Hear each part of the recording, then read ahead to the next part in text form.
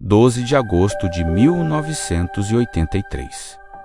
Estamos quase no fim da Guerra Fria. No subsolo de uma base militar desativada, um homem grita preso a uma cadeira, enquanto a realidade ao redor dele se distorce. Não estamos falando de uma série da Netflix. Estamos falando de relatos sobre crianças sequestradas, controle da mente e uma fenda no tempo que jamais deveria ter sido aberta. Se você assistiu a série Stranger Things, você conhece a história da cidade de Hawkins e provavelmente a personagem 11, mas e se a série não for ficção, mas sim uma história criada para suavizar uma verdade muito mais perturbadora? Nos próximos minutos, vamos reabrir os arquivos do projeto Montauk. Prepare-se para entender o que realmente pode ter acontecido quando o governo dos Estados Unidos decidiu brincar de Deus. Se você acha que o Demogorgon é assustador, espere até conhecer o monstro do ego.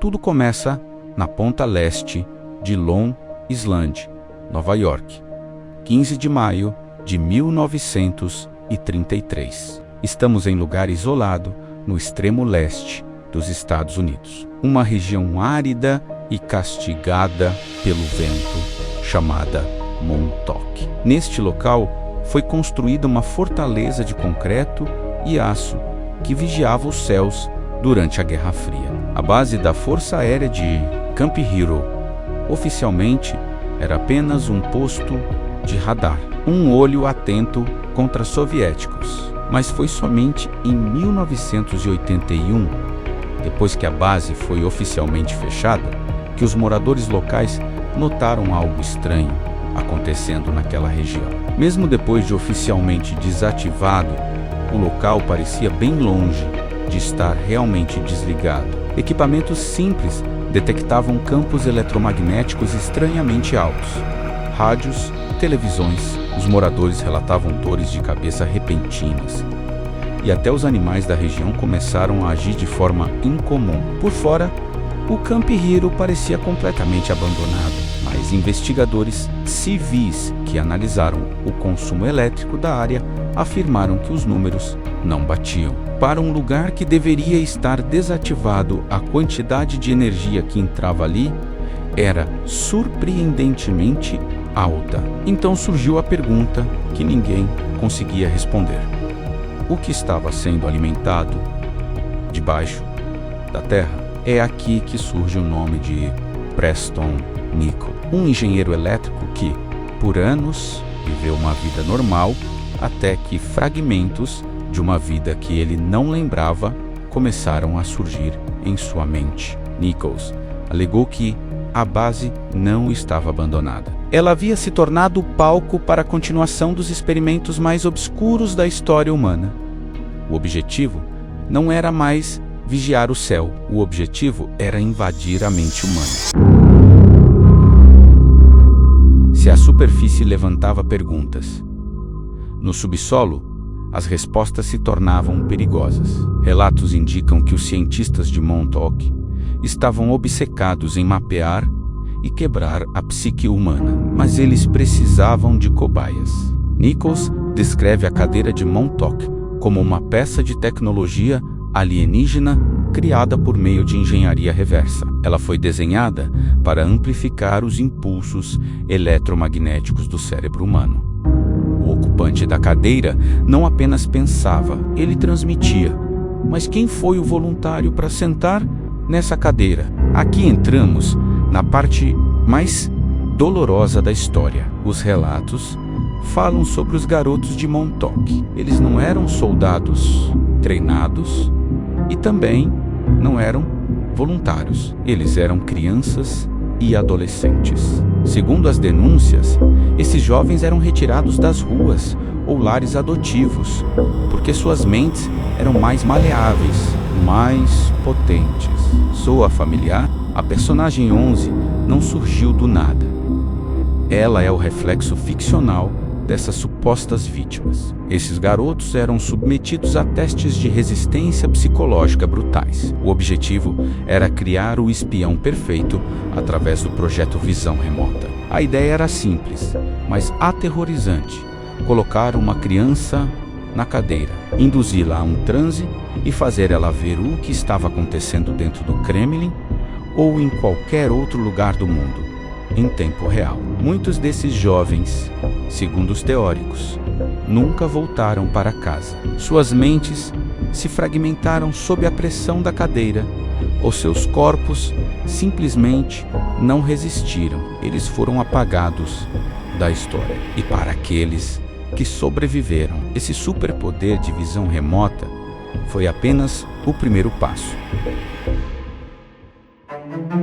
Quando você dá poder ilimitado a cientistas sem ética, a curiosidade se torna uma arma de destruição em massa. Eles descobriram que, com a potência certa, a cadeira não apenas via o espaço, ela podia ver o tempo. Duncan Cameron, segundo os relatos de Preston Nichols, era o psíquico mais poderoso do projeto Montauk, um homem capaz de entrar em estados mentais profundos, realizar visão remota e até interagir com máquinas por meio da mente.